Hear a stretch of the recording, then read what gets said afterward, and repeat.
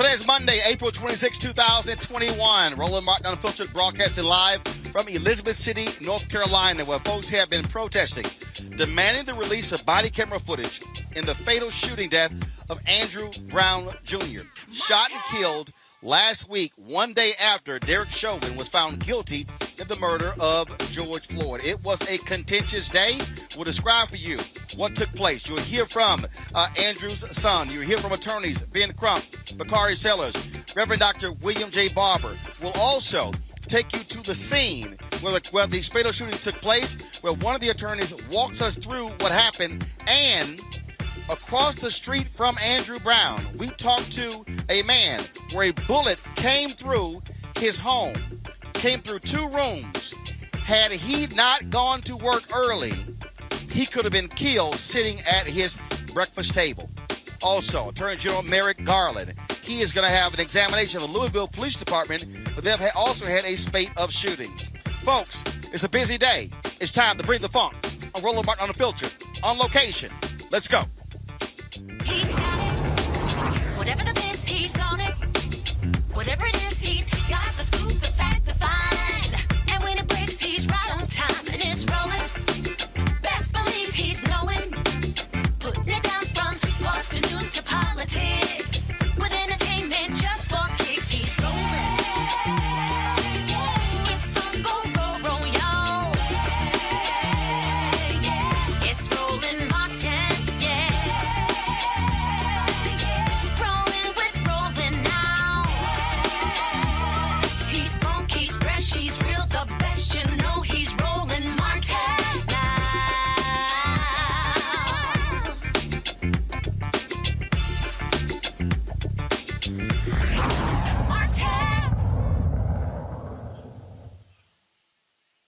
Hey, folks, what you're looking at is a live look as we stand outside of the public safety building here in the county where Elizabeth, North Carolina is. You see there are protesters who are out here. Folks have been protesting since last Wednesday when Andrew Brown Jr. was shot and killed by several sheriff's deputies as they serve an arrest warrant at his home here in Elizabeth City, North Carolina. This is a city of 17,000 people, about 50-50 African-American and white. Tensions have been running high because of the sheriff's department. They have been not being transparent and unwilling to release the body camera footage that took place on that particular day. They have been very scant in releasing details about what took place as well. Here's what we know as of now. Last week, when this took place, it was on Wednesday morning around 8 a.m. when these sheriff's deputies descended upon his home, Andrew Brown Jr.'s home, in the 400 block of Perry Street. There was an altercation. They came out, guns blazing, firing shots into his car. He then tried to get away from them. He spun out, drove the car across the street, crashed into the tree in a neighbor's yard, and that's where he died. Now, today at 11:30 a.m., there was supposed to be an opportunity for the family and their lawyers to actually watch the body camera footage. That was the agreement with the sheriff. They got here at 11:30, but it wasn't ready. They were told they had to redact the video, blur the faces of the officers involved. That was the first issue. Then what took place, they came back at 1:30. They were supposed to see the video. Then there was drama as to who would be allowed to see the video. They tried to say only one or two family members. Then the county attorney would not allow the actual lawyers in. He then asserted only attorneys who are under the jurisdiction of the North Carolina Bar Association, they could go in. Folks, that's actually unheard of. There was a news conference today where Ben Crump, Bakari Sellers, and others, the other attorneys, were angry with what took place. They said they've never seen anything like this before. Here is a roundup of that news conference here in Elizabeth City, North Carolina. We want to say on the record from the onset, we do not feel that we got transparency. We only saw a snippet of the video when we know that the video started before and after what they showed the family. And they determined what was pertinent. Why couldn't the family see all the video? They only showed one body cam video, even though we know there were several body cam videos if they were following the law and the policy in this county that everybody has video cameras on their uniforms. Furthermore, and you're going to hear from Attorney Sellers and Attorney Daniels on this matter, to add insult to injury, they wanted to have just the two family members see the video with no legal counsel, as if they did not have a right to have their legal counsel present when they watched this execution of their loved one. And we have to keep demanding transparency because we do not feel what the county attorney offered was transparency at all. And so it's very emotional, not only the video, but how this family was disrespected, even in the aftermath. You talk about insult on top of injury. But be not dismayed. The truth will come out. The video will be seen by the public, and we will get justice for Andrew Brown Jr. These police officers will be held accountable. We want to highlight. I want to highlight the disrespect to this family. I want to highlight the broken system of justice we have in this country. As we're going through this process, we told the family that they would have their attorneys in there as some comfort. We went back and forth, and I just want you to say I've never been talked to like I was talked to in there. Wow.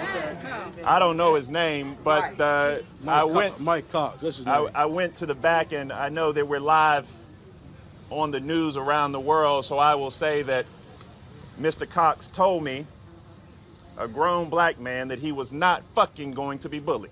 Wow.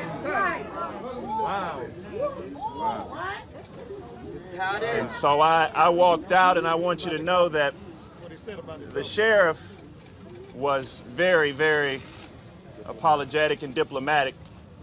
The sheriff wanted to make sure that the family saw the video, but it was the county attorney that gave us this back and forth. But let's not focus just on the disrespect shown to me. Let's focus on the disrespect shown to this family.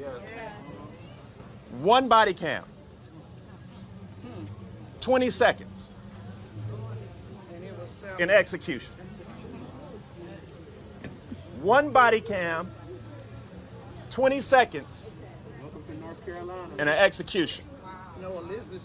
And so with all due respect, I know there were a lot of people who thought last week's verdict was justice, and I told you then it wasn't justice because we still can't get justice and accountability today. I'm only going to be brief because I'm hot right now.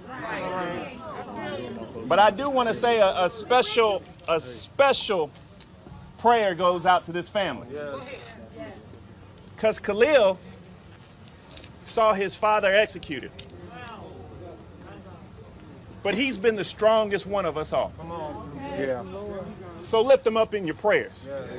Amen. And then as we say in South Carolina, I know we in North Carolina, to the county attorney and everybody else, bless his heart. This family had a fundamental right for transparency that was denied by the county officials of Pasquotank County, specifically the county attorney, because he don't know how to interpret the laws of North Carolina. His position that you had to be an authorized, a licensed attorney in the state of North Carolina to represent folk. I offered him the ability to read the state bar rules, the rules of the bar. He didn't want to read it. We offered the attorney general to him. He didn't want to talk to him. We offered the governor. He told Bakar he's not going to be bullied. 20 seconds. 20 seconds is not transparency when you got multiple officers gunning down a man with his hands on the steering wheel and trying to get away. We will have justice. We will have justice. Let's be clear. This was an execution. Andrew Brown was in his driveway. The sheriff truck blocked him in his driveway, so he could not exit his driveway. Andrew had his hands on his steering wheel. He was not reaching for anything. He wasn't touching anything. He wasn't throwing anything around. He had his hands firmly on the steering wheel. They run up to his vehicle shooting. He still stood there, sat there in his vehicle with his hands on the steering wheel while being shot at.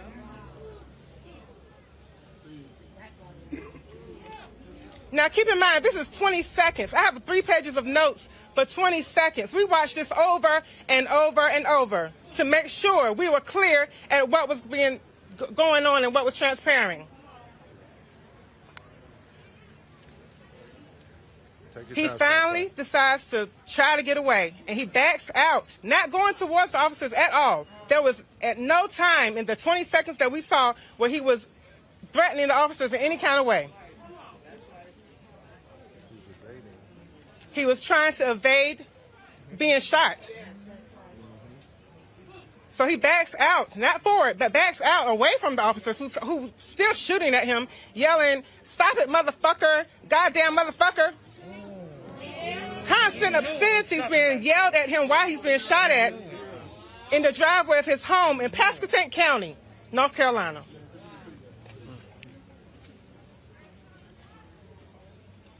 I'm taking my time, y'all, but it was 20 seconds.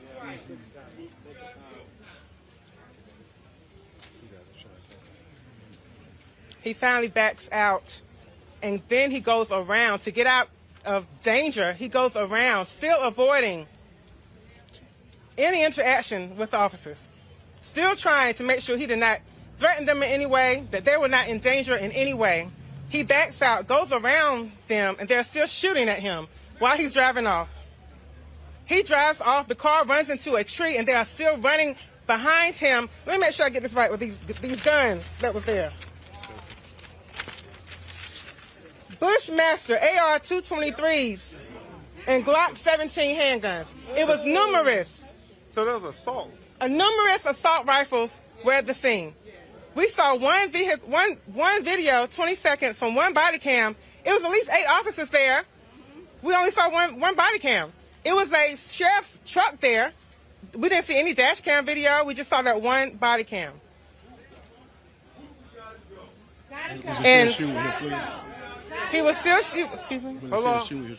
Yeah, he was still. I just want to make it clear that they were still shooting at him after the car had already crashed into a tree.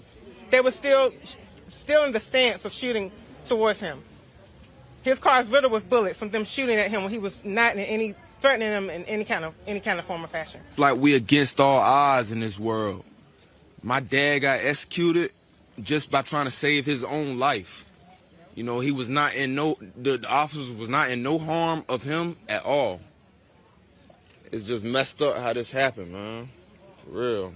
Last one. The video you saw, was the police vehicle marked or unmarked? Marked. It was marked. Yes. Were they in uniform or were they not? Some of them was in SWAT.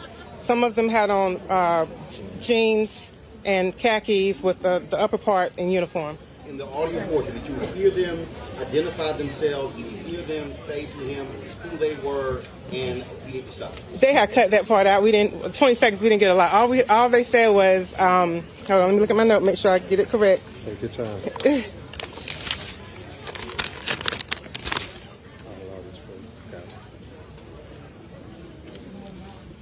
Second one, guns drawn pointing at him while his hands are on the steering wheel.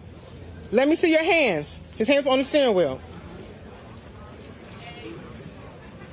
It was at least 5 on the driver's side pointing the guns at him. Let me see your hands. That's what it started at the 1 second mark. So you did not see the beginning, them driving up? No. You see that? No. The beginning of this video was them standing, guns pointed at him. Yes. Shots were already being fired. Shots already been fired by the time we saw it. And then someone was running from the other side of the street, another officer. So you not before, but what you saw, as soon as the video starts, you already hear shots. Yes. And to my understanding, the body cam that was shown was an officer furthest away, not the officers who were right in front of him. Right. So that's the body cam they showed. So there were 5 cops standing on the driver's side. You did not see the body cam Just drop shot. from those 5 cops. That was on vantage. No, we didn't see that. So what was the vantage point? Behind the car, side of the car? On the side of the car, running across the street. So they were running. He was running. The officer that we saw From the other side of the truck. Right. So it wasn't either one who was shooting. He was shooting too at some point. Further away. Yes. Yeah. In the video started with the shots coming. It was an execution in Elizabeth City from second one. Yeah, let me just help you all answer the questions about the discernment between what was shown and what was not shown. Yes, yeah. You got to ask them.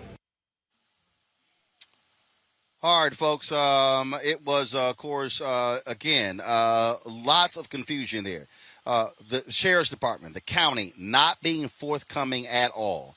Prior to the family going in, prior to that news conference, I caught up with Reverend Dr. William J. Barber, of course, co-convener of Repairs of the Breach, longtime president of the North Carolina State Conference of the NAACP.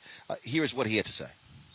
Unusual to have Sheriff's Department involved in a fatal shooting and still leading the investigation. It's highly unusual. Highly unusual. And this is in North Carolina. The DA could immediately ask the Attorney General to take it over. Immediately. They can invite the FBI immediately in. There's no reason that they could not turn that tape over. That tape could come out immediately.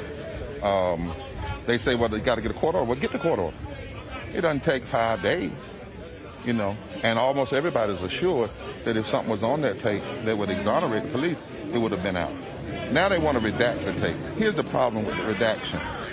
This is not a matter of national security. Well, the killing is a matter of national security because all these killings are impacting our security, our safety, as black people. And to us, it doesn't matter if the cops were black or brown or white.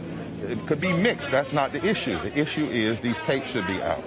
So this is very unusual. And for them to tell the lawyers that they were going to give them the whole tape, the whole raw footage, and then now to turn around and say, well, we're going to redact it, and now not to be ready. This is highly unusual. The prosecutor could immediately say, I want to take the state attorney general. I talked to the attorney general this morning. And is he prepared? The attorney general, is he prepared to take this over if that request is made? I don't want to speak for him, but I think the attorney generals in this state have proven themselves to be ready.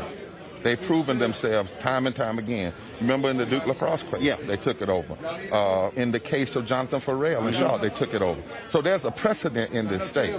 But this foolishness, it only makes it worse. The shooting took place the day after Derek Chauvin. The day after Derek Chauvin. Now that was Wednesday. That was Wednesday. Here we are on Monday. You've already had several officers reassigned. Three resigned. 3 resigned. 7 on. 1, of course, retired. They said that's not related to this shooting. Well, we don't know that because we don't know what the tapes say. And then in addition to that, we have audio. And the audio says that they recalled it in and said a man was shot in the back. They said the audio. Now, what have they not found? No gun on him, no drugs. It was a warrant. When the other day when we were in our press conference, the question became, why in the world? One of the reporters here locally asked, did you all know that SWAT went out again? We like, SWAT? We didn't know that. Okay, so that's some issue, is why in the world did you load up like that? We don't know if these were assault rifles. What we do know is that the audio said it was a back shoot, that he was wounded in the back. No, he knows what he's doing. His mic is right. We're good. Yeah, mic's right here. In terms of with this case, county commissioners initially came out and said they were in support of the sheriff. They have jurisdiction over this sheriff. They do, because the sheriff is elected. He is elected. Now, he's paid for by the county, but he's an elected officer, so they can't remove him. He can resign. But isn't it also problematic in that he's elected and these folks out here are saying he is not being responsive enough to the citizens who elected him? Who elected him. Whether they voted for him or not, he is the sheriff of the county. See, that's the thing we got to understand. You don't have to just do what the people that voted for you, because some of the folk may not have voted for him. I don't know that. But once he gets elected, he is voted. You see what I'm saying? Once he gets elected, he is a voter. And he's the sheriff of the whole county. family and the lawyers are looking at this body cam footage. We hope. Right? We don't know because they're still standing there. Right. They haven't gone back. So you got that. And 3 aunts are out here. Have they indicated that after they actually show it to them, are they going to release it? They have not indicated that we know of. Right now, what we're hearing is for the lawyers have said that all they're talking about is showing it to the lawyers and some family. The lawyer and some family. Not even the whole family's in there. The aunts aren't in there. Do you believe that if they continue to delay this, things have been peaceful already, but these folks are getting restless with the lack of answers, the lack of transparency? Already, they declared this all week, school children here are virtual, not sitting in classrooms. That the protests will intensify, will get larger, and people will continue because of the failure to be transparent. That's right. I worry a lot always because, first of all, it should never happen. Second of all, look at what we've had since the Chauvin trial. We've had, 3 teenagers shot. We had another man shot in Virginia Beach, and now this shooting here, all dead. This is a boiling point, and people are tired, people are scared, people are angry, and transparency is the only way. We need a transparency, and if there's a murder or an execution by cop, we need accountability. We need prosecution without immunity. We need prison. We need federal laws to come in here and look at practice and what they call it, practice. To look at the practices of the in fact, while we out here, Attorney General Merrick Garland announced they're going to be looking at the Louisville Police Department. Right. He already announced last week the Minneapolis. They need to come right on down. They need to keep right on coming. They need to come on west south and come on east. And we need to make it so that when this stuff happens, that if there's payment, it needs to come out of these police departments and from these police pensions. But what the last thing we need is for this kind of playing of game. Yeah. That's the problem. We need to deal with that. All right, folks, that was Reverend Dr. William J. Barber. Okay, Henry, so we'll do a little bit different. I want you to go to the drone shot, folks. And so this is a shot. You see us in the bottom left-hand corner there. You see our Roland Martin Unfiltered tent. And so the protesters were in front. But what they've now done is they've actually now marched down the street. So let me give you guys a live look of the protesters. Let's see if I can find them. There you go. And so they have been marching down the street. And so let's see if we can get to them. You see them there as we right there. So I take it down. Sorry, folks. And so they have been, they've had these daily protests going on here in Elizabeth City since the shooting took place. And so you see there's different groups there. And so I'm going to try to just go a little bit faster to get to those protesters there. You see them, and I believe that they are headed. We drove earlier, and I believe that they are headed. So, all right. So here we go. So you see them there, folks. So they are headed actually to the direction of where Andrew Brown was shot and killed. It is not far. It's actually 1.2 miles away from the public safety office. And so that's where they are headed. And so we have been, of course, here all day. And folks, to understand how bad this has been, it's the lack of answers. It's the lack of answers that people have been complaining about significantly from the Sheriff's Department. As you heard me question Ben Crump and Bakari Sellers in that particular news conference, the fact that the district attorney is missing in all of this, which makes no sense whatsoever. Earlier, we had an opportunity to actually, so where they are headed, where these protesters are headed, is to the home of Andrew Brown Jr.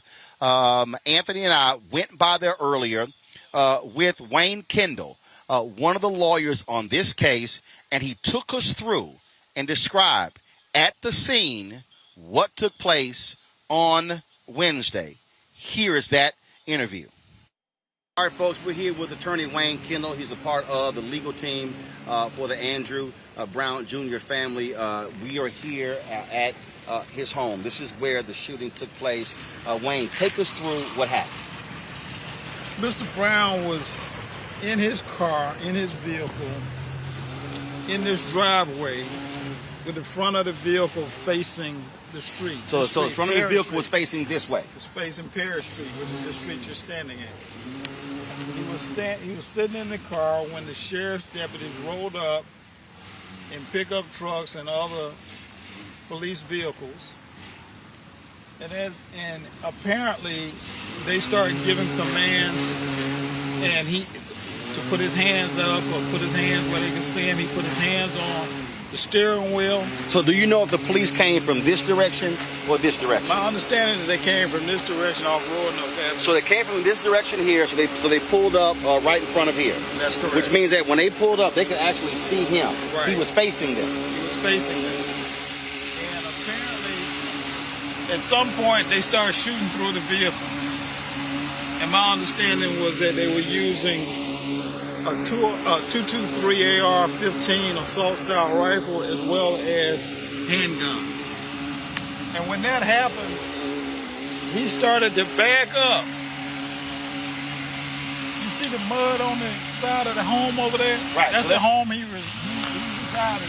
So let's walk over here. So what you're saying is he's facing that way. They come up.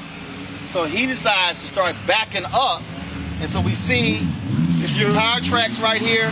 What happened is, if you look carefully at these tire tracks, you'll see over here that this is a double tire track. He backed up, and then he started to go forward. This is a double tire track. You see a line of grass through the track, so there's a double tire track here. He started spinning out and shooting mud up onto the side of the house. Right. If you follow the tire tracks, So his you car. can see a second tire track right here. So he backed up there, and then all of a sudden he starts trying to drive way through here. And you drive through here, and you can see follow the tire track, and then the car swerves and crashes into that tree over there in Mr. Gordon's yard. So he crashed. So he came across here, Right. and he crashed into that tree over there. Crashed into that tree, and all the time he was driving across here, they were shooting into the vehicle. Right. So this is so he came across here, and he crashed into that tree over there. Crashed into that tree over there, and they were shooting into the vehicle. And so the vehicle came to a rest against that tree. Against that tree. And they were shooting into the vehicle, reportedly, from the witness that I talked to, and apparently from the video that our co-counsel saw today. They were continuously shooting into the vehicle, and officers were standing out in this grassy field here as he was rolling across. He had lost control of the car after being hit, and he was hit in the back of the neck and in the back of the head, and some other bullet wounds in other parts of his body, like his arms. And he crashed into that tree. And my understanding from the witness that was looking from that house down there, that greenhouse, is that he crashed into that tree, and then they went around the vehicle and continued to shoot into the vehicle. Even after he had crashed. Even after he had crashed. Now the witness you're talking about, she knew him well, and he had sent her a text. Tell me about that. Well, my understanding is that he sent her a text at 8:20 a.m. on last Wednesday, and at 8:26 he was deceased. So it took 6 minutes. 6 minutes. From the moment he texted her to he was over here under this tree, deceased with bullet wounds in his head, in the back of his head. So they've only showed 20 seconds of video. So the whole encounter very well was in the 5 to 6 minute range. I don't know if it took that long. Right. I doubt if it took that long, because my understanding is that he texted her at 8:20, and then by the time she got to her window to look out to see if he was walking toward her house, because she thought he was coming to her house. Because he often did that. He often did that. She's married to a significant other with his cousin, and he would always sometimes visit her in her house with his cousin. She thought he might have been coming over to visit. So she looked out the window to see if he was walking toward her house. And that's when she saw his vehicle sitting in this parking pad here. And by the same time that she saw the vehicle sitting in the parking pad, she sees the sheriff pull up. And when she sees the sheriff's vehicles pull up, shortly after that, she sees him bag his vehicle up and spin out across this vacant lot and end up into that tree, and it traumatized her so much. She's an epilepsy sufferer. She has been having continuous seizures. As a result, she said she cannot go to sleep, she cannot close her eyes, she's been traumatized by the event. She knew him well. And she's now, she was crying when she was recounting the story to me this morning. And it was last Wednesday, almost a week ago.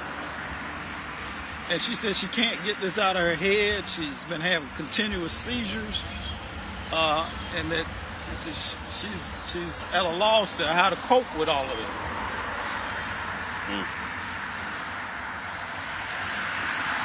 Now, you see that house over there? You see that 500? You see that at 2 o'clock? Yeah. That's one of the bullet holes. Went through his house. Wow. Well, somebody in that house could have been injured or killed. Went into his home. He allowed a Fox News person to come in. That bullet went through a wall and hit a pot on his stove. Wow. Yes. It's a miracle somebody else wasn't injured or killed. Exactly. You can see how close these homes are. And these guys were out here with high-powered 223.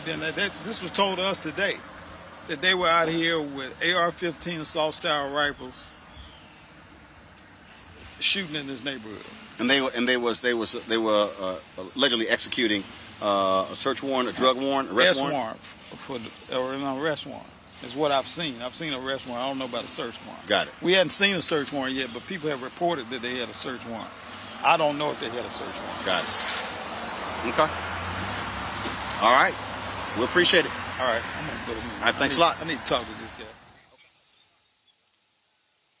All right, folks, a little bit later, we're going to show you that interview with that neighbor. Had he been sitting at his breakfast table, that bullet would have hit him in the head. Wait until we show you. He takes us inside his house, and you'll see it. But right now, I want to go to my panel. Bernarda Villalona, she's a senior trial counsel with the Joey Jackson Law Firm. Julian Malveaux, economist, president emerita, Bennett College here in North Carolina. Also, Eugene Craig, CEO, Eugene Craig Organization. Bernarda, I want to start with you. Have you ever heard anything like what you heard today, Bernarda, where the county attorney says you can't, if you're not under the jurisdiction of the North Carolina bar, you can't come in, and then only releasing 20 seconds of the video? The actions out here have been just astounding. Roland, that first part is so shady. I have never heard that in my life, and I've been practicing law, for 16 years, and I was a prosecutor for 16 years. That's the first I ever heard of that. So let's be real, and this is the problem, that when you have police-involved killings of anyone, any type of person, African-American person, whatever other race, the reality is that there should be a separate division, a separate entity that should be investigating those police officers. The same thing goes with the prosecutor's office. That prosecutor's office for that county that only has, I believe, 18,000 people in that county should have a prosecutor outside of that county that's investigating this case, because the ties are just too close when you're talking about the police officers and the prosecutors in this case. That's the first problem that you have here. So the attorney general should be stepping in and either prosecuting the case themselves or assigning a separate prosecutor's office to investigate the case on the prosecution side, and then a separate entity on the law enforcement side to investigate this case. Because, if there is no transparency, there is no trust in the system, regardless of what the outcome of this case would be. But in my conversation with Reverend Dr. William Barber, Bernarda, the AG just simply can't take it over. He has to be actually asked to take it over by the district attorney. The problem here is that the DA is missing in action. I asked the question specifically at the news conference, and I think we included it, folks. If we didn't, please find it, where I specifically asked, was the DA's office present?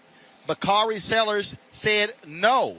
So how in the world can you have a situation where the sheriff's office, there are several officers who were involved in this shooting, and the sheriff's office is running the investigation and they are redacting video? That's where the DA's office should have taken this thing over. Absolutely, Roland. This is pure nonsense. And I thank God that you are out there at the very beginning and showing you this nonsense, showing us this nonsense so the people can actually see. That prosecutor for that county is elected. So for the citizens of that county, where's your prosecutor that you elected? Where's the person that you put on charge to be held accountable for any crimes that take place in your jurisdiction and your county? Where are you? This is a shame to all prosecutors. That person is making the prosecutor's office look bad. That person is the prime reason why there is no trust with prosecutors or with law enforcement. That is a shame right there.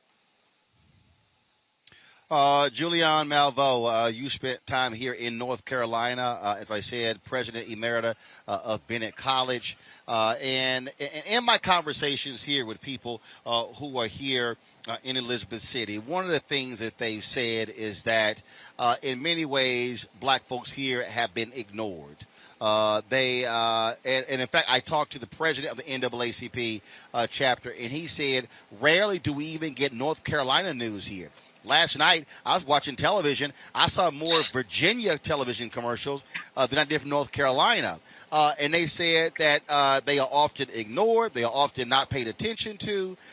News media here does not really focus on them as well. And so they said it's important to have national voices shining a light, demanding these answers, because otherwise they will just simply just ignore them. In fact, it's media organizations that are going to court on Wednesday to try to get the body cam footage released.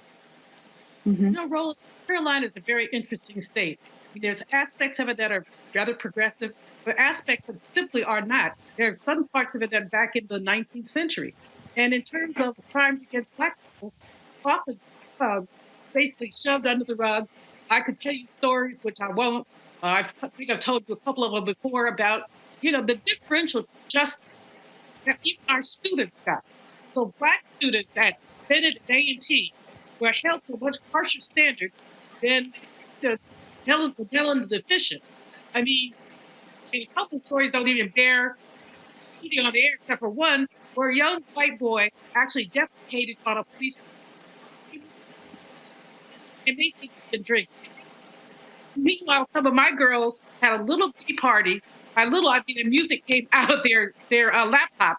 How loud possibly they didn't have speakers, and they were taken to jail. So this is the difference. This is far less impactful than the execution of the campaign.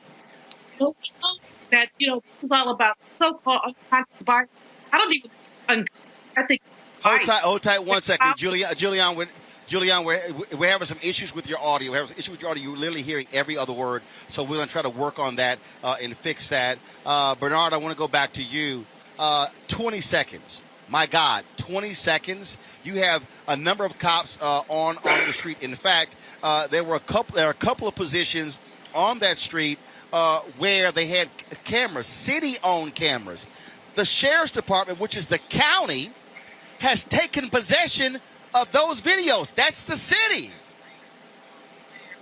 This is such a shame, Roland. I mean, I'm getting so hot just sitting here, just listening to you, because this is so ridiculous of what's going on. It's a shame to the people of that county. It's a shame to the people of North Carolina. It's actually a shame and sad for us as a community to be watching how this so-called justice is playing out. Look, I don't know what happened to Mr. Andrew. I don't know. I don't know if the cops were justified. But the problem that I have with all of this is that there is no leadership, there is no transparency, and there's a whole bunch of shadiness that's going on. And that is not the way that the criminal justice system should work. That is not the way to get the trust of the community. That is not the way for the community to trust in you, the prosecutor, or to trust in you, the criminal justice system, or to trust in you in law enforcement. And that is the problem that I have. Where is the leadership? Where is the separation so there can be the appearance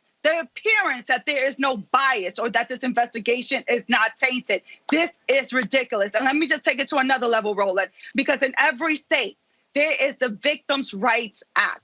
In North Carolina, there's the Victims' Rights Act. So for this man who died, his family, his son has the right to know what is going on at every crucial level of this investigation and the prosecution, if any. And that is not happening in this case. And it is a shame and it is disgusting for that city to have to show off that this is what they have to offer. It takes people like you, Roland Martin, and Ben Crump, and the other media outlets to go out there to bring that information back to us so we can know what's going on and for us to talk about it so the change that needs to happen, we can start working on it. I think we've got Julian's audio taken care of. Julian, one of the things that folks were concerned about, first of all, and let's do this here, where we are now, again. So if you see Anthony, let's get the shot over here. So the protesters were over here. And supposedly counter-protesters in support of the police were supposed to be out here. They didn't show up. There was also some concern of people here about Antifa showing up. And one of the things that they wanted to make clear, the folks here, that they have been peaceful. They've been peacefully protesting here since the beginning, but they want to keep the pressure going. And that's really important. Julian, this is one of those moments, I dare say, that if you have what people call oftentimes a sleepy town, this is one of those things that can wake a city up, that can wake a town up, much like what happened in Ferguson with Michael Brown.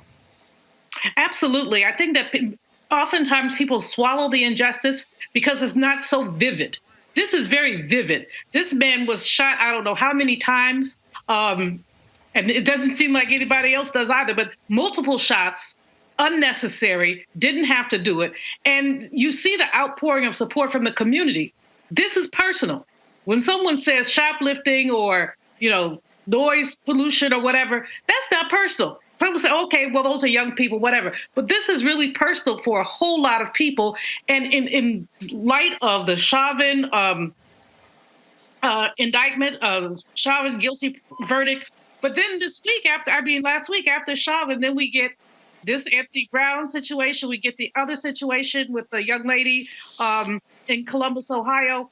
This is like if Black people were a stone rock. This is like hitting the rock, hitting it and hitting it and hitting it. And, years ago, Richard Wright, the novelist of Native Son, said, it's not that I have been lynched, it's that I know about the lynching, which is a threat to me. I think that every Black man has someone been shaken. I think that every Black woman with sons has been shaken. And not even with sons, just by yourself has been shaken. And so, yes, this sleepy town can wake up. If people keep it moving, and if the so-called law enforcement does not do the wrong thing. In Florida, they pass a law about defining what's a riot and what's a this and that. If the law enforcement people work with the protesters, this can be peaceful.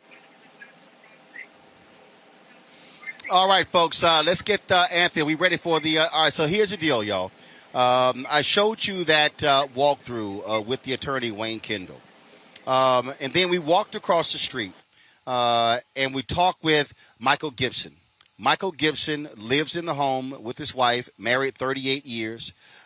It was in his yard where Andrew Brown Jr.'s car crashed into a tree. Listen to him describe the aftermath. And not only that, one of those stray bullets fired by the cops, a high-caliber weapon, came through his home, went through two walls. If Michael Gibson had waited because he said his wife went to work first, and then he went to work before that. They both left before 8 o'clock. This took place around between 8:20 and 8:26.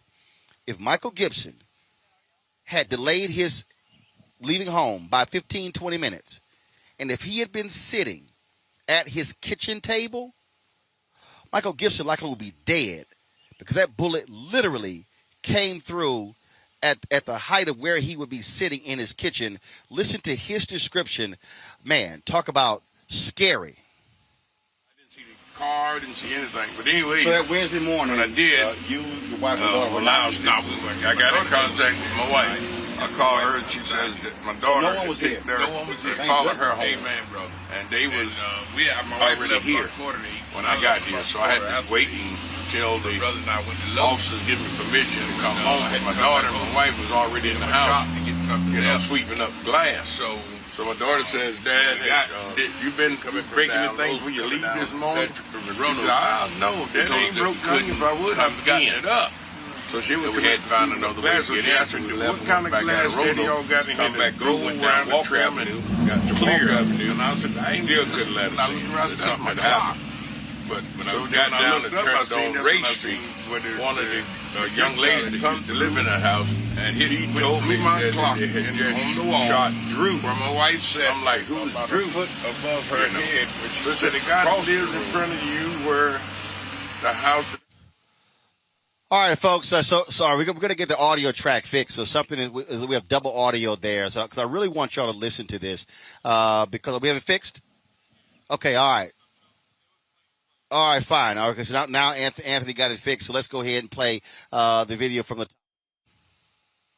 My daughter doesn't live here. By So that Wednesday morning, you, your wife, and daughter were not here. No, we weren't here. My daughter doesn't live here. It's just my wife and I reside here. So no one was here. No one was here. Thank goodness. Amen, brother. And my wife left about 7:45, and I left about 8:15. My brother and I went to Lowe's, and when I had to come back home, get him a shop to get something else. So when we got coming from down Lowe's, coming down Patrick from Roanoke, they told us that we couldn't come in. That we had to find another way to get in. So we left and went back out of Roanoke. Come back through, went down Walk Avenue, got to Walk Avenue, still couldn't let us in. Said something had happened.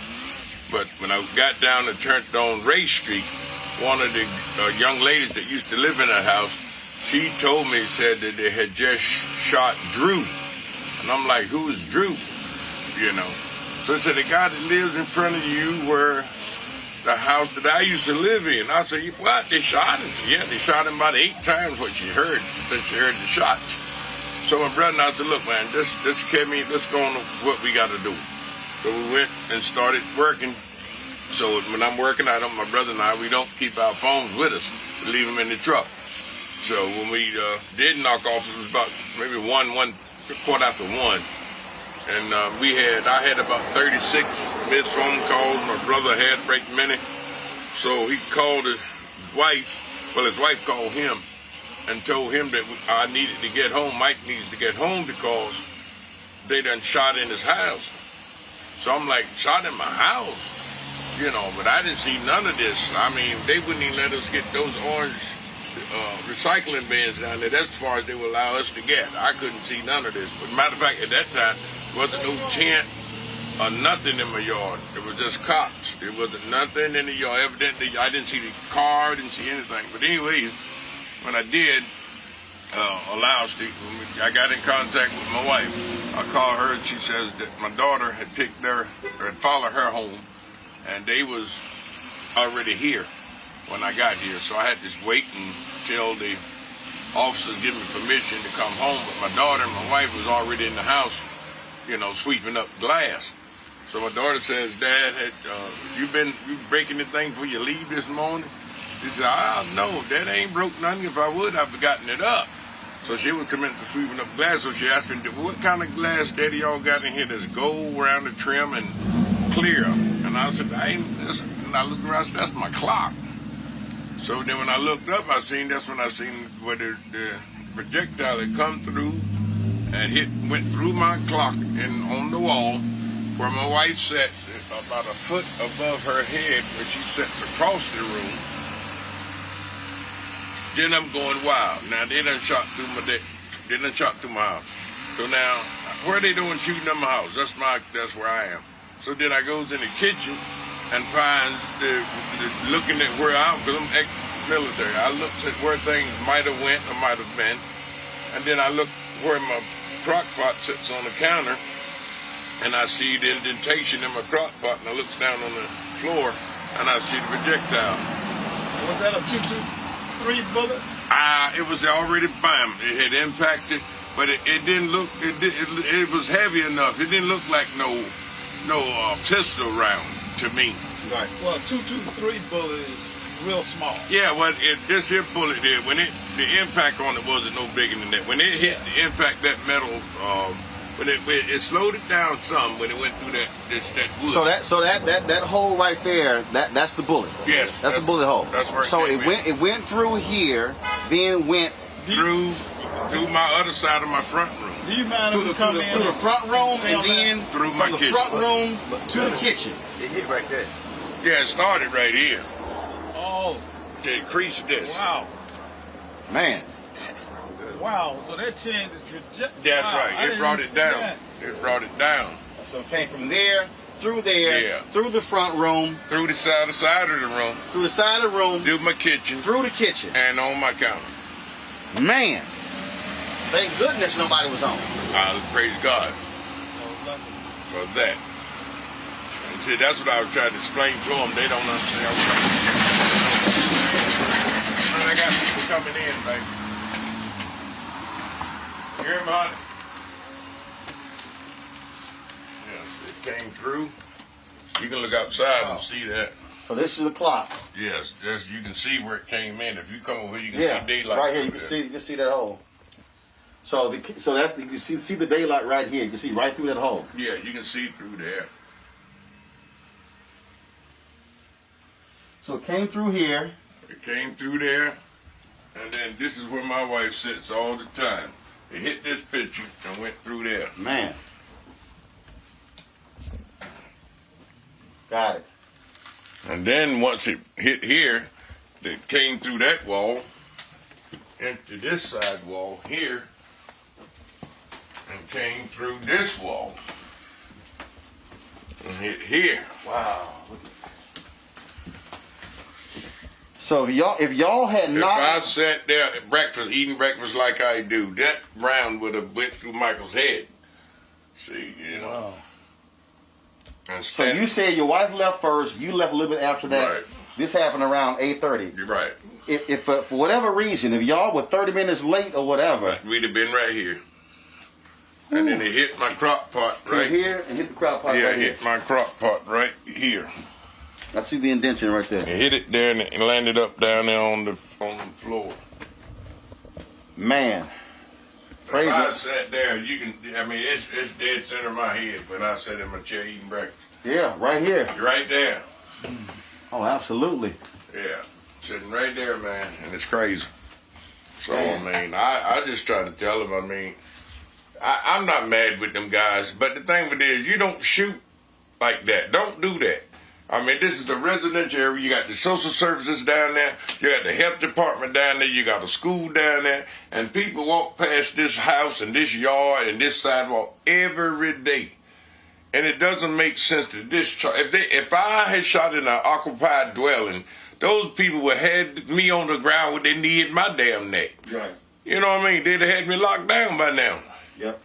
They'd have had me, the young man, Michael Gordon, proud veteran, shooting in houses. They'd have had me jacked up. And it's crazy. So, How long did you know Andrew? Did you know him well? Yeah, I knew his dad, I knew his mother, and I knew him when he was a little puppy. I know him when he was a little puppy. But he didn't get no trouble around here in the hood. Whatever he did or whatever they said he done, I don't know, because, I didn't affiliate myself with too many people in the hood. But he hadn't been recently about a good, I'll say 5 months, maybe less than that, and moved over there. For some apparent reason, don't nobody stay over there long. Well, thank God you and your wife and your daughter. Yes, wasn't here, man, because like I say, that's what I'm really highly pissed off about. She's still upstairs laying down there. She's trying to get it together. But I'm telling you, man, I mean, I've been married 38 years, and something happened to my wife, man. I mean, you know, it's like this. Right. You know, if she perish, she perish. But don't let nobody shoot in my damn house and kill my wife and shoot my wife. Right. See, they get me on the edge. You know what I mean? That's going to have me all crazy and jacked up. You know, and that's crazy. Well, we appreciate you letting us in. We appreciate it, brother. Yeah, man. You're welcome. But I appreciate y'all for taking time out to hear this story tonight. Yes, you know, I know how the job went, and they should know better than that. Yep.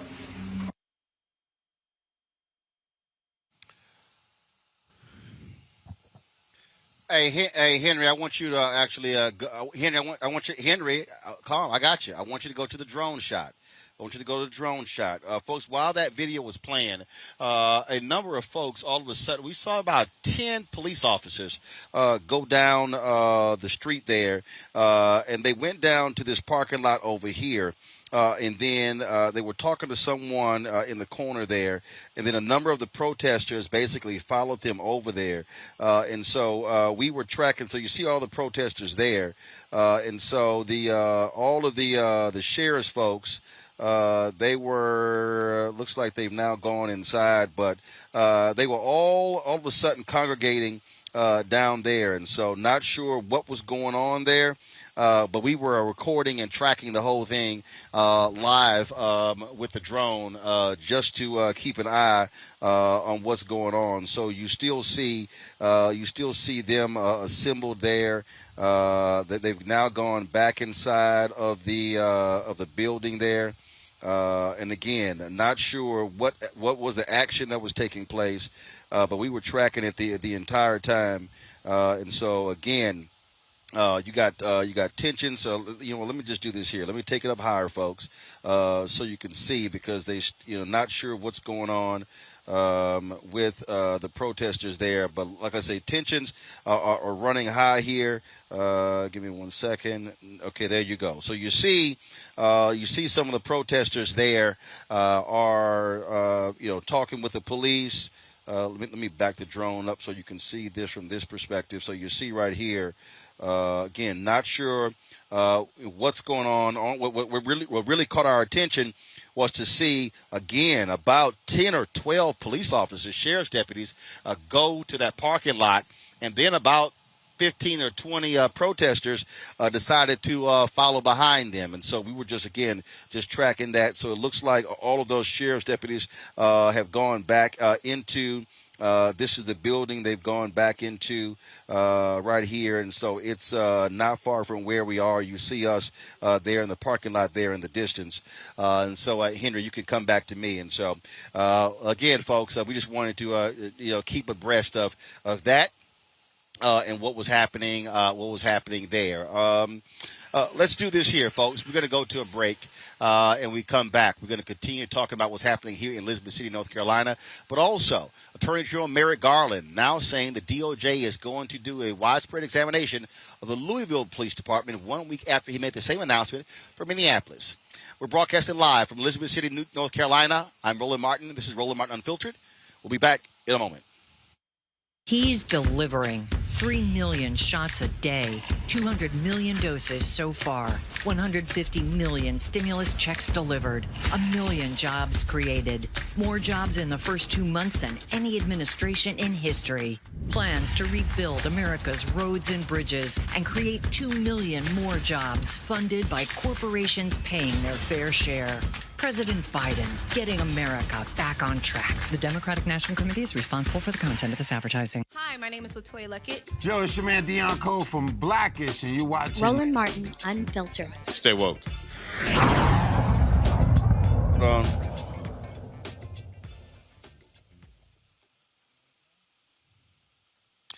All right, folks, welcome back. We're here in Elizabeth City, North Carolina, folks, again, where so much of the focus is on this town. Last week, 42-year-old black man, Andrew Brown Jr., shot and killed by sheriff's deputies as they were trying to allegedly execute an arrest warrant for him.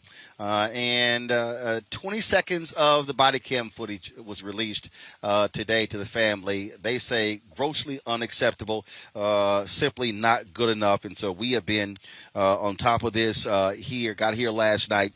And again, was covering today. And here's what is extremely strange. I want to go back to Bernarda and Julian. I think, let me know if we have Eugene Craig. I believe we have him as well. Bernarda, here's what's unbelievable. Nothing today from the sheriff's office. No public statement from the county attorney.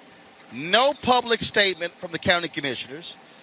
We've been out here since 9:30 this morning. We have only heard from the family attorneys, the family, and their supporters. That's it.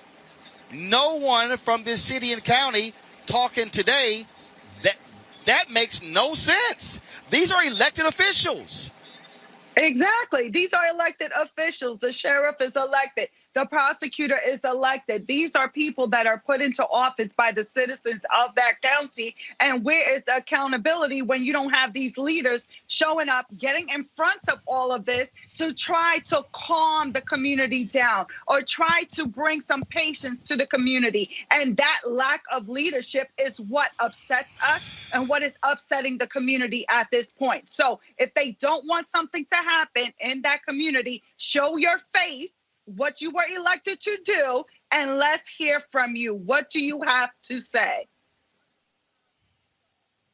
Eugene. Yeah, look, when you're in a position of power, when you're in leadership, when you're an elected official, you absolutely have to step up in moments like this. The sheriff not issuing a statement is unacceptable. And, look, he should probably take a good hard look at resigning if he can't step up and be the chief law enforcement officer of the county. Roland, if they didn't have anything to hide, they would release all of the footage. What is clear here to me is that they have something to hide. And you can contrast the transparency from the city of Elizabeth City, the city, which had a press conference, I believe, either Friday or over the weekend, where they tried to make the distinction, did make the distinction between the city and the county. They've been fully transparent, but apparently the county does not feel that they have to be. And so there is something that's being hidden, and we know it, because if there was nothing on those, if there was some instance where Andrew had run his car into a deputy or something, we'd see it.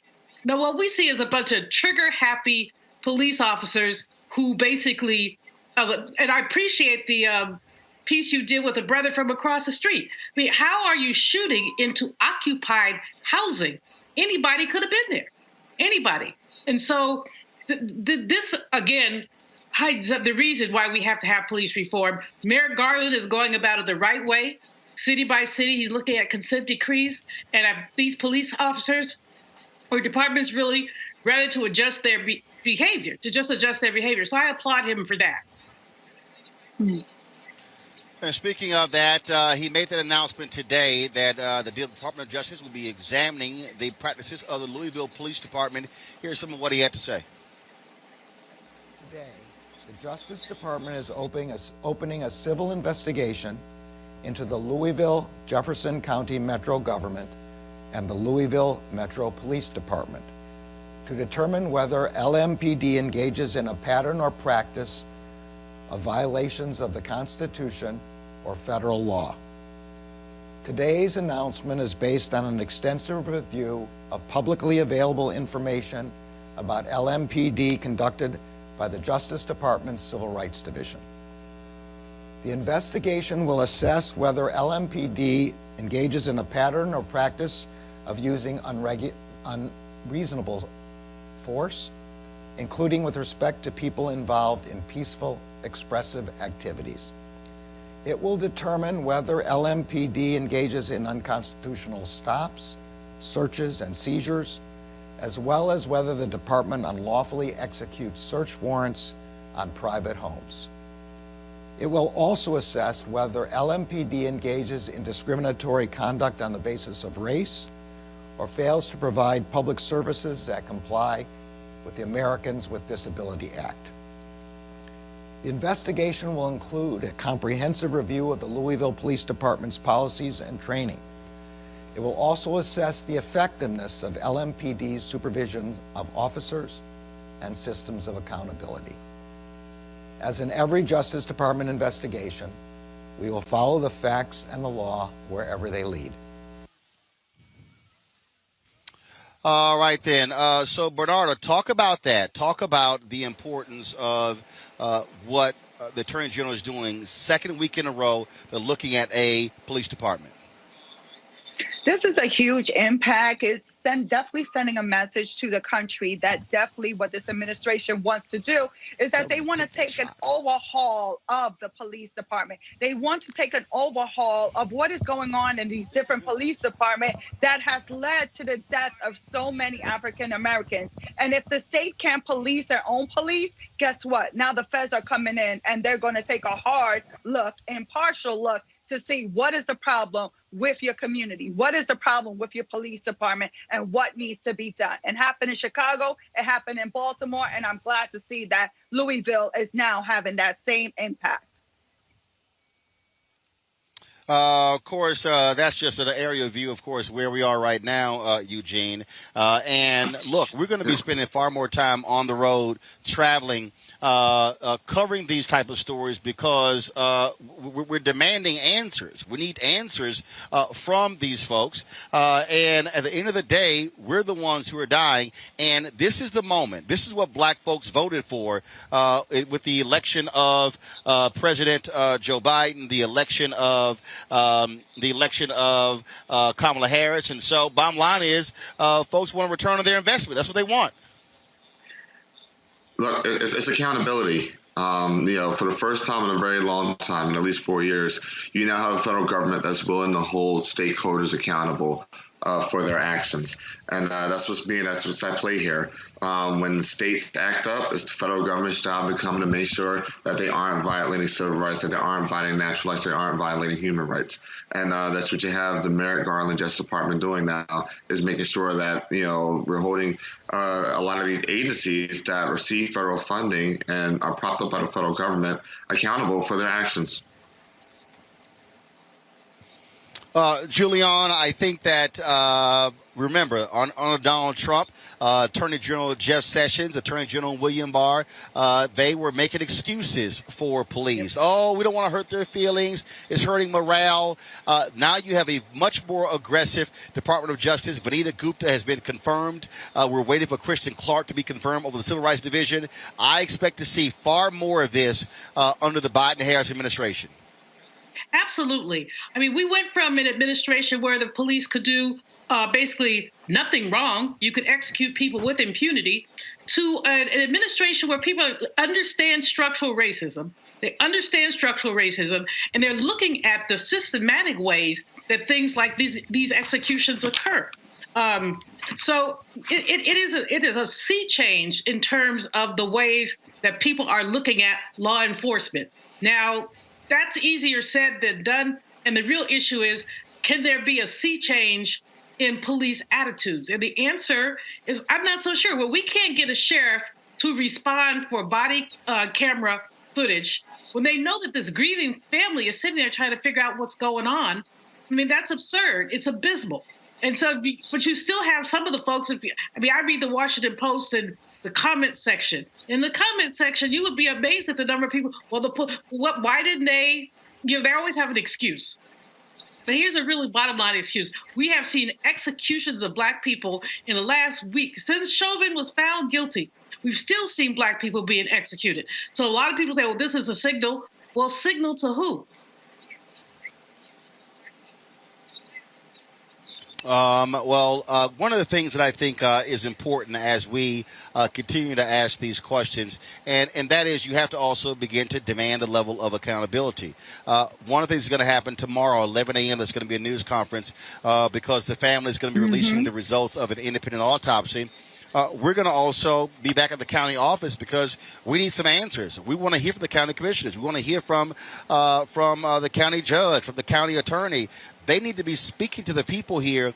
And I think and I said this last week, Bernarda, I think you're going to see a far more aggressive position from people because with the Derek Chauvin verdict, I said then that it was going to give folks momentum. I still think so. And I think that people understand that I'm not saying it is shifted completely, but I do believe people are seeing a tide turning where folks are not just accepting whatever cops say as the gospel.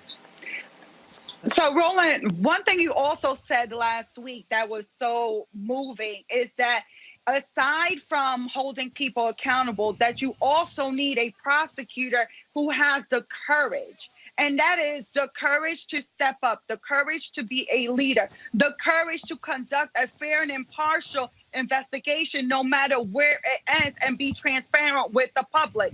Unlike what we see here, where we haven't even seen the face of the prosecutor or the sheriff. So in order for there to be any movement in the positive direction, what we need is to hold the chief law enforcement official, the prosecutors, accountable. Because remember, the prosecutor has much more power than the police department. It is the prosecutor who decides whether charges should be brought. If so, what charges should be brought?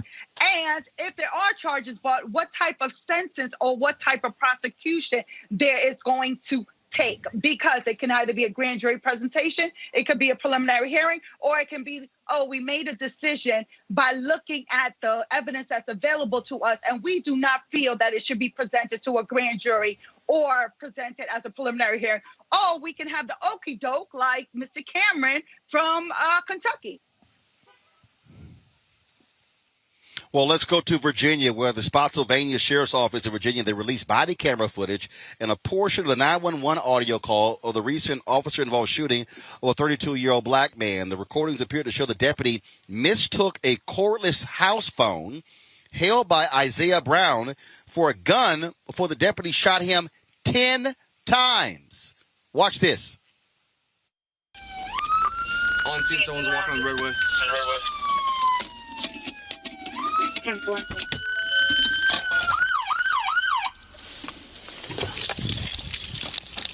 me your hands! Show me your hands! One at gunpoint. Show me your hands now! Show me your hands! Drop the gun! He's got a gun to his head. Drop the gun now! Stop walking towards me! Stop walking towards me! Stop! Stop! Shots fired, one down. Show me your hands! Show me your hands! Drop the gun! Drop the gun! Let go of the gun! 592, about 5 shots fired. Suspect's laying down on the roadway. Show me your hands now! Show me your hands now! 202, 592. Are you 10-4 first service? Did he shoot himself or did you discharge? I'm 10-4. Several gunshots to the abdomen. Performing life-saving measures.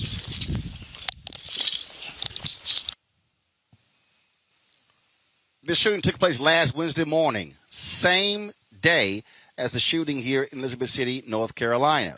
Now, this young man called the police. The deputy came there because of a domestic disturbance. Brown, the man who was shot, called 911 because his brother would not let him into his mother's room. He, folks, remains in critical condition. Scene 911, what is the address of the emergency? 1029 Cabalcon Road, Spotsylvania, Virginia. You calling the police here again? Isaiah, what's going on? My brother won't let me get in my mom's room. Okay, and why is that an emergency? What you gotta do? Get in there. Why is that an emergency? Because I can't get to my car. Your car was towed. So it's in the backyard. Your car is in the backyard? Alright, we about to go see. Okay, but your car is broken down, so why do you need your keys? Alright. Come on, Tasman. Nigga, All right, give me the gun. No, nigga. You about to make me fucking get mad, bro. For real, I'm not playing, bro. What the fuck you need my gun for? Can you send somebody down here? What is going on, Isaiah? Why don't you just... What is the problem? I'm about to kill my brother. Don't kill your brother. Get out. All right. Why would you say something like that? Come on, Taz. Somebody needs to come here real quick. Okay, but do you understand that you just threatened to kill your brother on a recorded line on 911? Mm-hmm. So why would you say something like that? Because I need to get to my shit. That's not a reason to kill somebody. Why would you do that? All right. Come on, I'm out. Do you have a gun? Yeah. You have a gun on you? Nope. Where's your brother? In the house. And you're outside? Mm-hmm.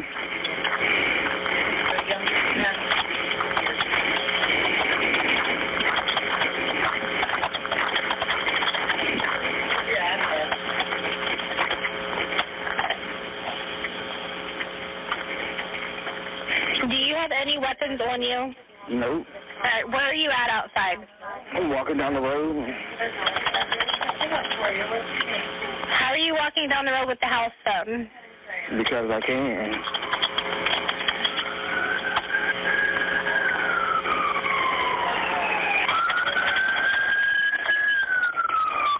You need to hold your hands up. Hold your hands up.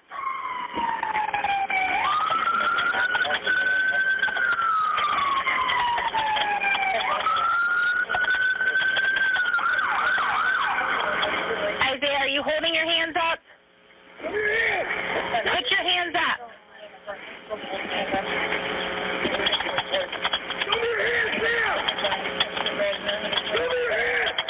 Stop the gun! Stop the gun now! Stop wanting to do it! Stop wanting to do it! Stop! Stop!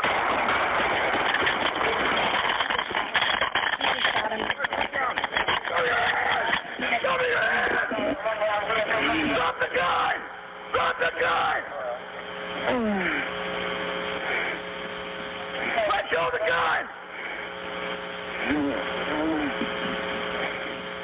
Thought I threw out 5 shots fired. Something's laying down a little bit.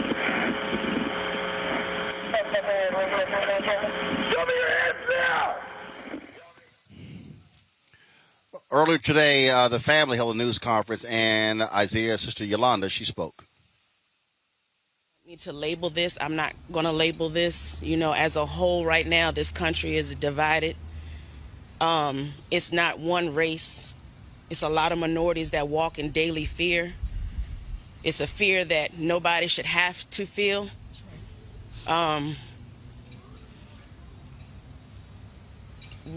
We don't have any hate in our heart or prejudice towards anyone. Neither does my brother. The hearts that we have is for everyone. Our hearts go out to the families that understand exactly how we feel, and we've always cared for them. But it ain't like this when it hit home. Now, the family wants all of the sheriff's recordings to be released. Bernard, there's a lot of questions I have regarding this story right here. First off, you have the dispatcher. It is clear they know this young man. They knew Isaiah Brown. For the dispatcher to know his car status being towed. What I don't understand is you hear the dispatcher say, "Do you have a gun?" "No." "What is in your hand?" "A phone." She repeated that. But then the cop gets on the scene and he says, "Put the gun down." I'm just trying to understand. And we're literally hearing the officer give the commands, and you're going, is anybody communicating with the cop? He doesn't have a gun. It's a phone. So, Roland, there are a couple issues with that. So when you call 911, the message that you are relaying to the person that's on the 911 call is not exactly relating word from word what you're saying to the police officer. They are typing it up, bits and pieces of it, and then communicating it to the police officer that is responding. So all that information is not being communicated. What I believe probably what may have happened is that this 911 agent clearly put at least that he said that he had a gun or he's going to kill his brother. Because another thing is that you rather be safe than sorry. So she wanted to give a heads up at least to the sheriff or the police officers that responded.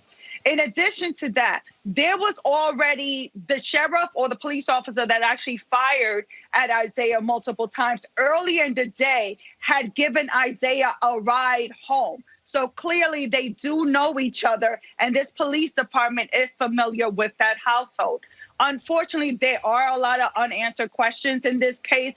Roland, I really hope that Isaiah makes it out okay, that he survives, because unfortunately, based on what has been released right now, I do not see a prosecution in this case against the officer that fired the multiple shots at Isaiah. And the sad thing here, Julian, is just like in the Ma'Khia Bryant case, the number of times when black people have called the cops to settle issues, family issues, and somebody ends up dead. You know, as I was listening to the 911 call, I was thinking that, first of all, we need to be careful about when we bring the 911 into our lives, because these folks are trained to respond to emergencies. And they're already, that you listen to the police officer, already amped up. Drop the gun, drop the gun. So that's one thing. This case and the Ma'Khia case also makes a point about having social workers on call as well as police officers. I mean, I think with the Ma'Khia, that could have been resolved. It was, they were fighting over someone cleaning their room, and the next thing you know, the young lady is dead. In this particular case, you have two squabbling. And if squabbling siblings called 911 every time they got into a beef, that would be a challenge. So I really want us to think as a community about when we involve 911 and when we don't. And when there's conflict in our household, who do we involve? Who can work this conflict out? Because this is heartbreaking. Just that a young man is killed behind BS. It's really heartbreaking. Eugene, and that really is the thing. And I keep telling people, I mean, look, these cops are trained to use lethal force. And this is also why, and again, as I listened to that 911 call, frankly, that to me sounded like one of those examples where it was better to send a mental health professional than a police officer with a gun. I agree 100% with you. This is one of those cases where it actually would have been better to send a mental health professional than an officer with a gun. And I would take it a step further. Even when the officer arrives, there's no reason you should be shooting off your gun if you don't have a clear visual. A phone and a gun are shaped two different ways. One's, pretty much a long line, one's an L, And so, when this officer, is telling him to, put his hands up and drop the gun, even if you think that he's going to, commit suicide, that doesn't mean that you help accelerate that, death by unloading your chamber. And so, look, I think this is one of those very, very unique situations where it would have been more helpful to have a mental health professional than an officer. But the thing is this, by that same token, when an officer arrives on the scene, that does not give them license to just empty out every bullet they have in their clip. And if they are going to shoot, they need to make sure he has a clear visual. I think that's where the negligence is. Folks, let's stay in Virginia. You might recall us showing you this video 2 years ago. In 2019, when a Virginia state trooper, let's just say he decided to show himself as a brother recorded this confrontation in his car. You can't do that, sir. This officer is trying to unlock my car. This officer is unlocking my car.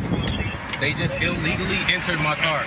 And I'm being forcefully removed. Take a look at me. I'm a fucking specimen right here, buddy. Sir, I'm you have gotten on my last My nerve. hands are up on camera. All right? I'm in no threat You're to going these to get your officers. ass whooped in front of fucking My Lord hands- and all creation. My I'm going to hands are give up. you one more chance. I'm being threatened. You can bring that with you. I'll let you film the whole thing. I'm being threatened No, right now. I'm giving you a and I am chance. not doing anything. I'm giving you a chance. I feel unsafe, and I'm in no threat to these 3 officers. My hands are up. I am doing nothing wrong to provoke anybody or anything. Making sure this is all recorded. I've just been threatened by You can take a your phone lawful with you. officer. I have just been threatened by a law officer as 2 other officers stand by and say absolutely nothing. Willing to participate. My passenger door was open. My driver door was open. I have it on camera. He rolled my window down to do so. I'm giving you to the count of 3. Sir, this is all on camera. I am not resisting. I'm making sure it is being known. I am not resisting. Okay. My hands are up.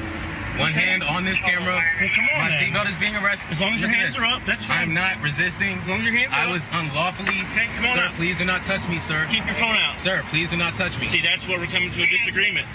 It's not about I'm giving you to the count of 3. You don't do this. Sir, Don't do it. I'm Don't not do it, touching man. this officer. It's Don't on do camera. it. My hand is by Step my out of head. the car right I'm now. being threatened. Now you're I'm being under arrest. threatened. Now you're I'm being under arrest threatened, for sir. disobeying the I law was of commands of an being officer. disobeying. I'm giving you lawfully to the count detained. of 3. This officer has threatened me, and I'm 1, making it known I am no threat to this 2. officer. I've been threatened. Watch the show, My life folks. is in danger. My life is in danger. How do you like that? How do you like that? Huh? Put your hands behind your back. Put your hands. Yes, you are. I'm not resisting. Yes, you are. No, I'm not. Put your hands behind your back. Get off me. My hands are behind my back, sir. My hands are behind my back. I am not resisting. Sir, please get off my neck. I'm not resisting. Get off my neck, sir. You are harming me. You are harming me. You are harming me, sir. You are harming me. Well, that officer, Charles Hewitt, that state trooper, no longer has a job. He has been fired. Here's the crazy thing, Bernarda. Derek Thompson was pulled over for an expired inspection decal. They claim they smelled marijuana in the car. But all of that because of an inspection decal. Thompson sued the state. He settled for $20,000 with no admission of wrongdoing by the state. But that state trooper does not have a job.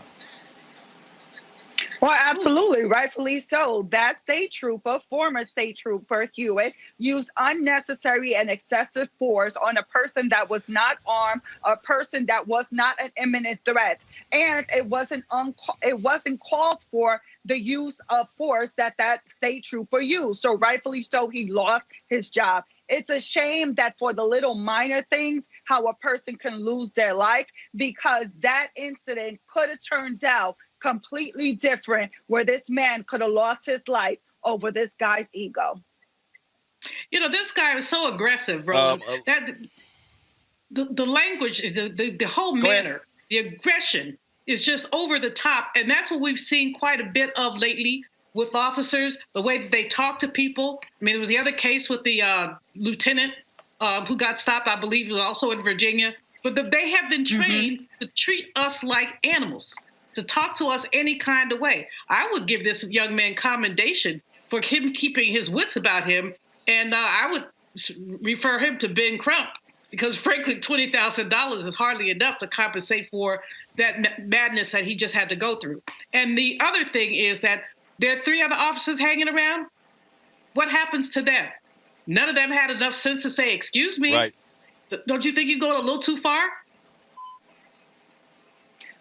Well, but that's what happens when There's folks no don't duty say to intervene anything. right now. Right. Right, and that's when you don't have accountability. Folks, let's go to Florida, where a Jackson County judge has set a trial date for a former deputy accused of planting drugs on drivers during traffic stops.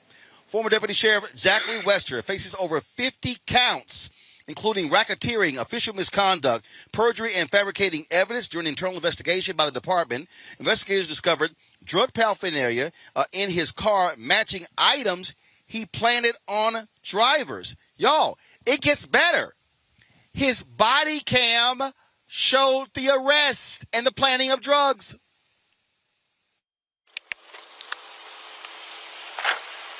Chicken nugget 4. Chicken McNugget.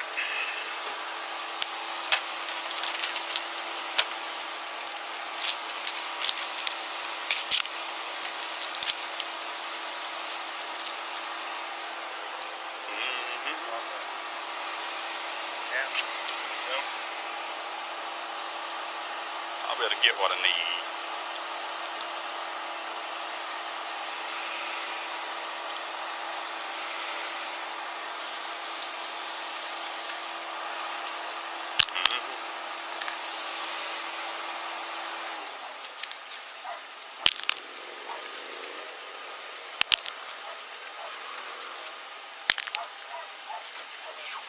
Man, it's hot.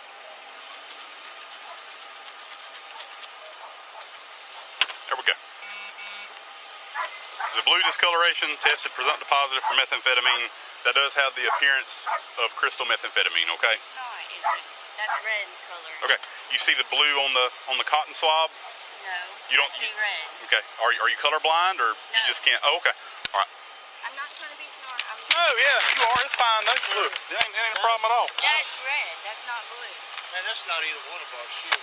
Okay. I swear on my goddamn life. Deputy Lee, you see the blue? I just want to verify for the camera and audio. That's red. Okay. You don't see the blue? On the cotton swab. On the cotton swab. Yeah, I see it on the very tip of the Okay. corner. Thank you. That is not ours. Okay.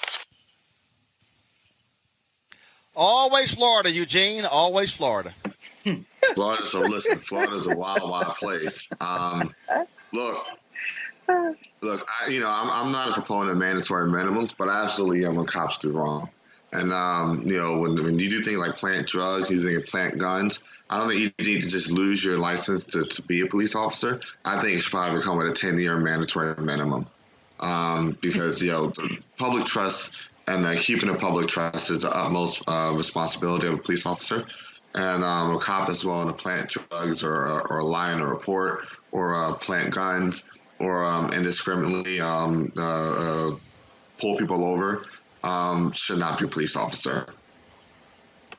Well, to say the least. I mean, the thing about this that's so frustrating is the 400 people that he planted drugs on. So it wasn't just this one situation. So really the state of Florida needs to go back through any arrest this person made to basically verify that it was a legitimate arrest, to pay more attention to some of the people who were unlawfully arrested. Some of them, I think there was one gentleman who was released from jail. The others served a little time, but not a lot. But this is talk about a basic violation of human rights. And the thing about this, Roland, that makes it so frustrating is that this is a pattern. A lot of people say, well, it's 2021. That was way back when. And way back when, yeah, they did plant guns on black people, black men in particular, drugs, doing prohibition, alcohol. But this is 2021, and they're still doing it. Well, Bernard, this goes to show you, again, the lack of mistrust with police officers. And here he had a partner who said, oh, yeah, that's blue. You can't convince me that other officers did not know what this guy was doing. Absolutely. So what's going to happen now is that the prosecutor's office is going to have to look at every case that either one of these officers were involved in.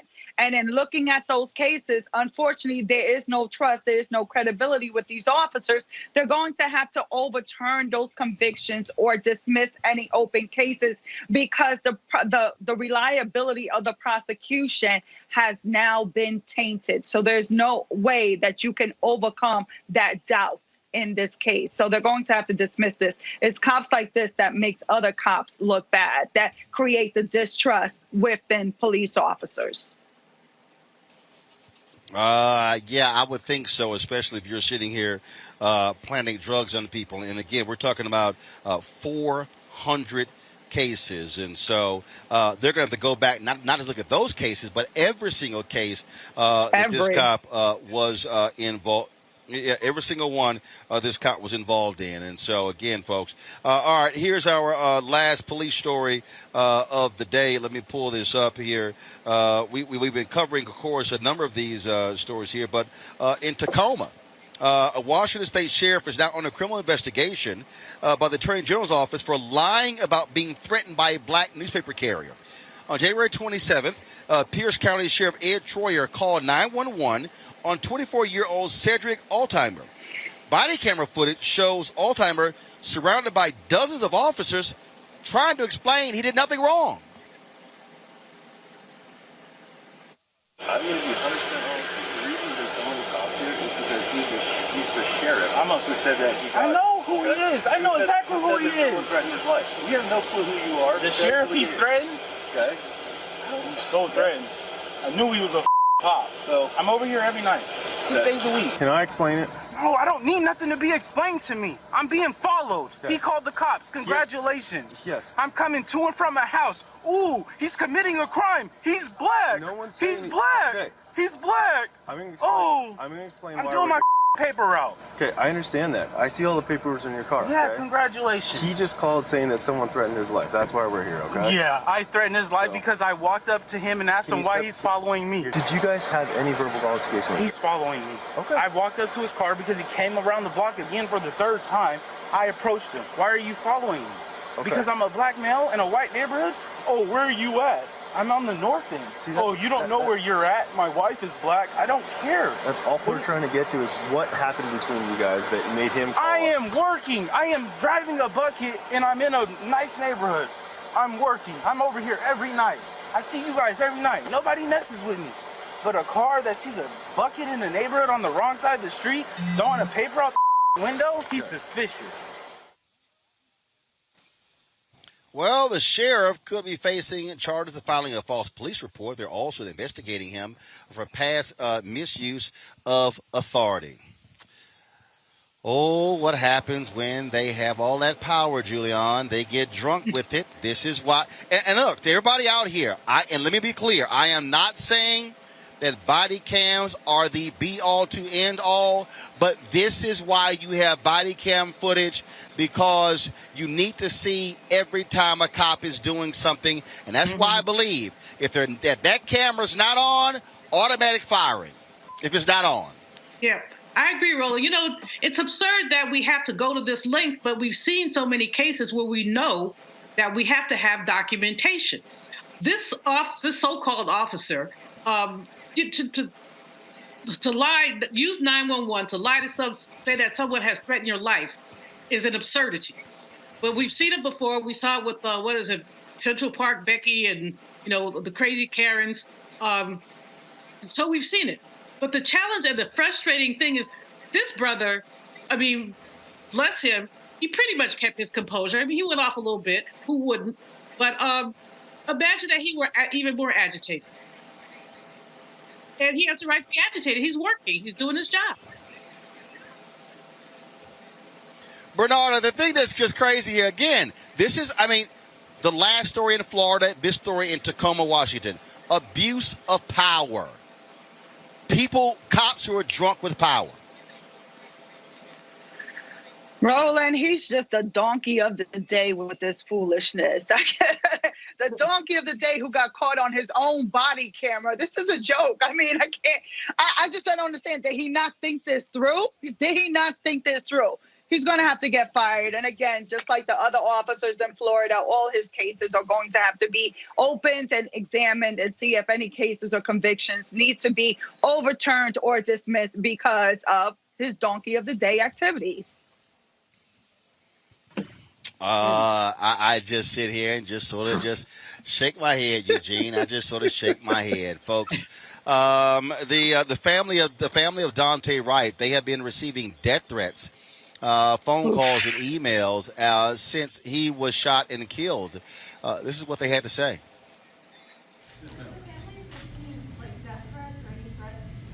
Have they faced have the family faced any death threats? I don't want to specifically point those out, but there are some security concerns. Whenever you have an event like this, you get a lot of people who come out, and America is an interesting place. So there are some concerns as far as safety for the family that we're addressing and making sure that we can keep them safe.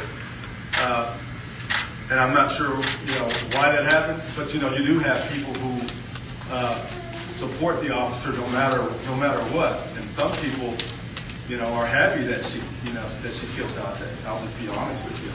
So I always get a bunch of calls and emails that are pretty, racist. And that's it's a sad thing to see that. You know, or you'll see comments on social media that are bad or that are nasty. Or like whatever police organization here in the state said, hey, if he complied, that he'd still be alive. I mean, who says that when a mother has just lost her child? You know, I mean, I don't know. Sometimes it seems like people don't have hearts. But yes, there have been some threats to the family, and which is disturbing. But hopefully we can get past that as well and heal this nation. And, of course, Kim Potter, the former cop who shot and killed Daunte Wright, faces charges in his death. All right, folks, our final story of today. Over the weekend, there were two services for rapper DMX, who died on April 9th. On Saturday, there was a massive rally that took place at the Barclays Center for him. And, of course, on Sunday, a private memorial. Both of those were live streamed over the weekend. Of course, his cherry-colored casket was driven throughout his hometown, driven from there all the way to the memorial service on the back of a massive pickup truck, followed by hundreds of Rough Riders on their motorcycles. Very ubiquitous with the record label when he was one of their top stars. Folks, it was a number of people who performed at the service, including his daughter. Here is some of that memorial service this weekend. Be strong. I learned so much from him, so I dedicate this song to him. Ayo, I'm growing, I'm learning to hold my head up. Ayo, I'm growing, I'm learning to hold my head up. Ayo, I'm growing, I'm learning to hold my head up. My daddy's still holding my hand, so I gotta stand up. Ayo, I'm growing, I'm learning to hold my head up. Ayo, I'm growing, I'm learning to hold my head up. Ayo, I'm growing, I'm learning to hold my head up. My daddy's still holding my hand, so I gotta get up. Ayo, I learned so much from my father. He taught me life is my story, I'm the author. He taught me to be strong, but it's okay to be afraid, 'cause sometimes it'll show you how to be brave. I know how to get up whenever I fall. I never give up, I give it my all, 'cause I know I'm big even though I look small. Looking at my daddy's picture on the wall, I know he want me to be the best I can be. Nobody else, I gotta be me. My brothers and sisters, we all stand together. Throw up the X, daddy forever. I learned how to understand the good and the bad. I look in the mirror, sometimes I see my dad. I know he's with God, 'cause I know he loved him. When he was here, he put nobody above him. He taught me how to pray when I wake up and for when I go to sleep. Pray for my family, pray before I eat. And sometimes when I feel sad and weak, I can still hear him speak, yeah. By all means, I'ma do what's right. Even in the dark, I'ma be the light. I can do it, even when I'm feeling sad. Y'all call him DMX, I call him Dad. Yo, I'm growing, I'm learning to hold my head up. Yo, I'm growing, I'm learning to hold my head up. And yo, I'm growing, I'm learning to hold my head up. My daddy's still holding my hand, so I gotta stand up. And yo, I'm growing, I'm learning to hold my head up. And yo, I'm growing, I'm learning to hold my head up. And yo, I'm growing, I'm learning to hold my head up. My daddy's still holding my hand, so I gotta stand up. People all over the world showing love. I say thank you and to God up above. I know my daddy's watching, shining down on me. I can feel his love raining down on me. I know my daddy's watching, shining down on me. I can feel his love raining down on me.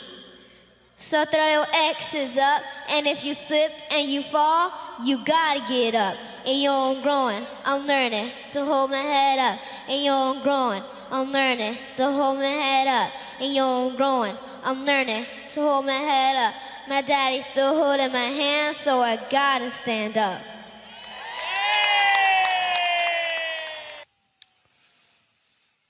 DMX, of course, dead at the age of 50, and so his fans gave him a great send-off this weekend. Folks, we're broadcasting live from Liberty City, North Carolina. We'll be broadcasting here tomorrow as well. There's going to be a vigil plan for Thursday. We'll be live streaming that. We live stream the events today. Your support makes all of this possible. We aren't funded by billionaires and millionaires.